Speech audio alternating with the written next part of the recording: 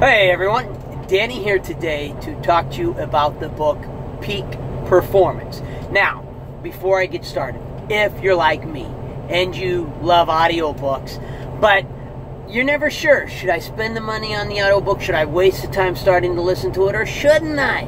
Subscribe, turn on notifications. This is what I do. I help you out with that. Now, to the book. This was a book that I got specifically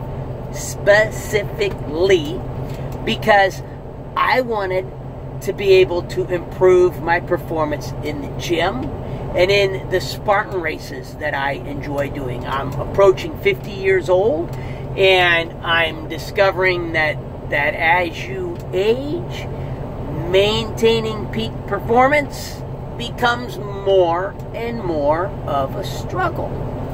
This book definitely answered the questions that I was looking for.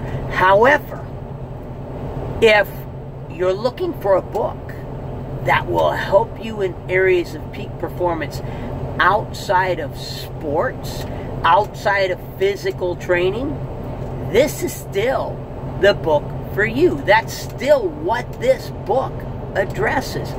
What this book does is it takes peak performers, and to be a peak performer for this book, you can't be a one-hit wonder. You've got to be a track star, a business mogul, a musician. It draws from all different areas, but you've got to be someone who has been world champion caliber in your arena for decades, for a lot longer than is the norm.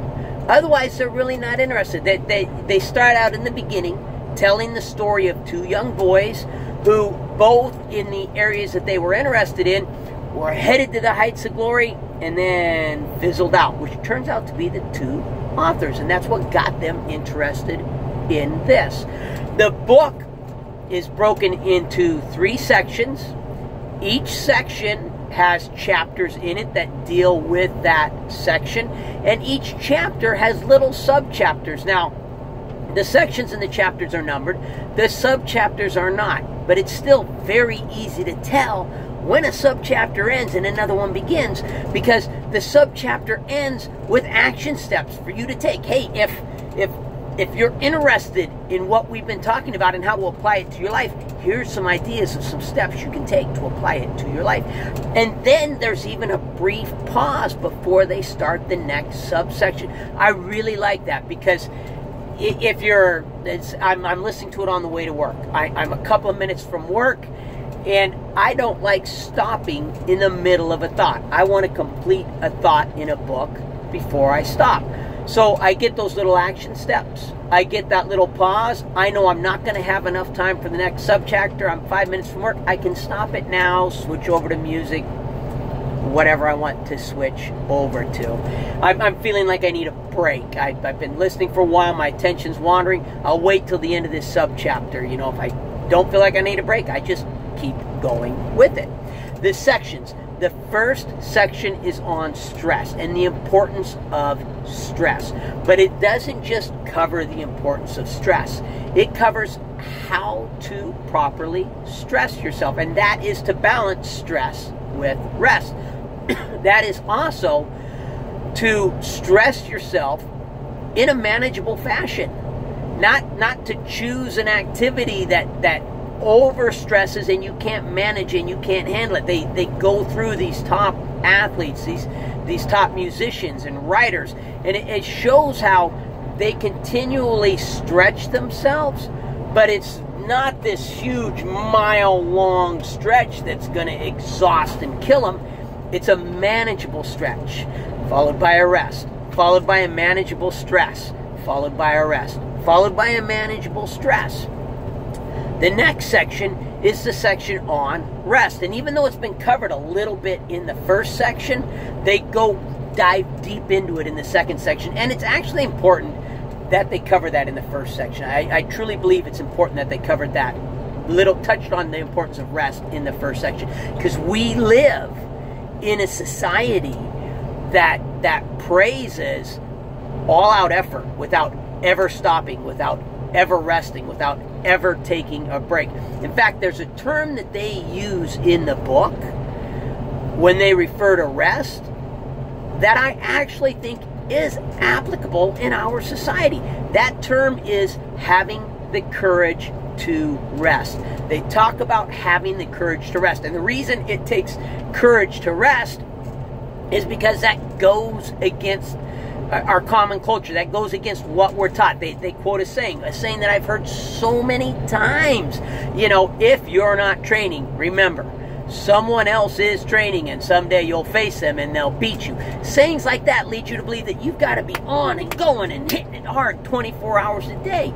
I know guys in the gym I go to, they're there 7 days a week. I've got one guy in particular, he does 2 to 3 workouts a day, 7 days a week. He makes zero progress. Over a year he's been going there. He makes zero progress. Now, he wasn't trying to lose weight. He's trying to put on muscle and gain strength. He's already a slim guy. He has made absolutely no progress. He's come up to me and he's asked me how I can make what I do. And we talk about how I train. We talk about my supplements. I've never talked to him about my resting. And I had already discovered that as I age, rest had become more important. I don't work out 2 days in a row. My body can't handle it. My joints can't handle it. I'm approaching 50 years old. If I do 2 days in a row of really hard workouts, I'm drained. I'm kaput. My joints ache, everything. Now, I can do 2 workouts in a day, good hard workouts, and take the next day to 2 days off. That's not a problem. But I've got to get my rest periods in there. And they go into that. Now, as I said, they address athletes that were at the top of their game forever.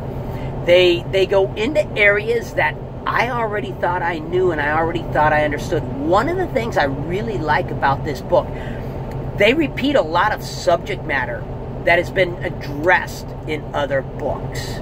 However, they integrate it all into one package. Stressing your body has been addressed in other books, but I've never seen stress and rest both addressed together. Stress, rest, and the third is priming. I've never seen those all integrated together, interwoven in the same way that this does. In the same way, they bring up some subjects and some athletes that have been addressed in other books. For example, Roger Bannister. Okay, Roger Bannister is almost a cliche in books. I mean, come on. Someone writes a book about refusing to accept limits, and who are they going to use for an example? Roger Bannister. They're going to talk on and on and on about how, hey, Roger Bannister, everyone thought it was physically impossible. You die. But Roger Bannister refused to accept limitations, and he finally overcame it. You know what? There were a lot of other guys that thought they could do it as well. They failed in their attempts. And it may not have been because they were accepting a limitation. It may have been because they didn't train properly. Well, guess what? Roger Bannister's training has been addressed in multiple other books. I've heard about it, how he set up other runners to run with. They'd each run a portion of his race with him as he was training so that he could learn the pace that he needed to be on, and he'd know, hey, as long as I'm keeping up with this guy, I'm on the pace I want to be on. And that guy would be exhausted, and he'd drop out, and another guy would take over. He was very smart. He didn't just go train hard. He was really smart. But what they bring up in this book, which I've never seen or heard brought up in any other book, is what Roger Bannister did starting 5 weeks before his race. No clue. As often as I've heard of Roger Bannister and what a great man he was and everything that he overcome, I never knew what he did starting 5 weeks beforehand, leading up to the day of the race. And as they point out in the book, that's probably why he was the one man to conquer the 4-minute mile, because he had the courage to rest. And if you want to know what he did, what I mean by he had the courage to rest, you'll have to listen to the book. The book also, which is really fun, it quotes the announcer who announced his beating the 4-minute mile. I'd never heard that announced before, and it was actually really fun to listen to that. He quotes other authors, they quote other people.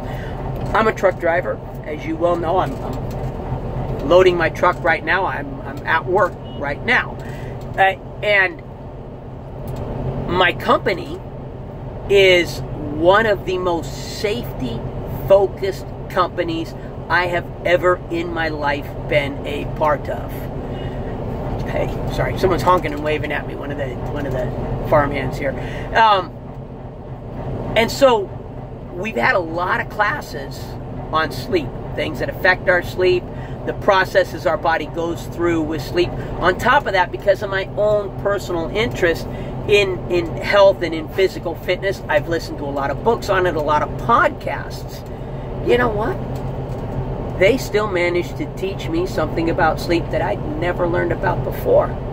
And it's about the importance of what happens in hour 7 through hour 9 of your sleep, particularly to your REM sleep.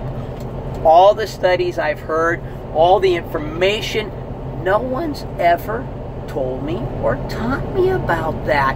And it's such a key element as to why getting 7 to 9 hours sleep is so vital. If you want to know what it is, you got to get the book. You got to listen to the book. The third section of the book is on priming. They go through the things that authors and artists and sports figures, you know, they've got a drummer that they talk about who actually puts himself through a physical fitness routine prior to going on stage, so his body is primed and he doesn't make any mistakes. He's already warmed up for his first set. And they cover a lot of different areas in that. Each section covers a lot of different areas. I'm not going to go through a step-by-step of it. I am going to say, if you want to figure out how to become a peak performer in any area of your life, this is the book for you. Something else they did that I really liked, they addressed coming up with a purpose that is beyond yourself. And I've heard many times about having a purpose that is beyond myself, and many times about how to come up with a purpose. They give a very simple 3-step process to figuring out a purpose that is beyond yourself, which I'm going to try. I can't do it while I'm driving, but I'm going to try it when I get home. I've got it bookmarked on the audiobook, and I'm going to go home and listen to it. I'm going to try it because it sounds really, really good. Narrator is an excellent narrator. Love the choice for narrator. If you like my channel, please subscribe, turn on notifications. If you like my video, hit the like button. If you have any questions, comments, feedback, please send them in my direction. But most importantly, no matter what else you do today, make sure that today you listen to at least one really good book, and I absolutely recommend Peak Performance. Thank you.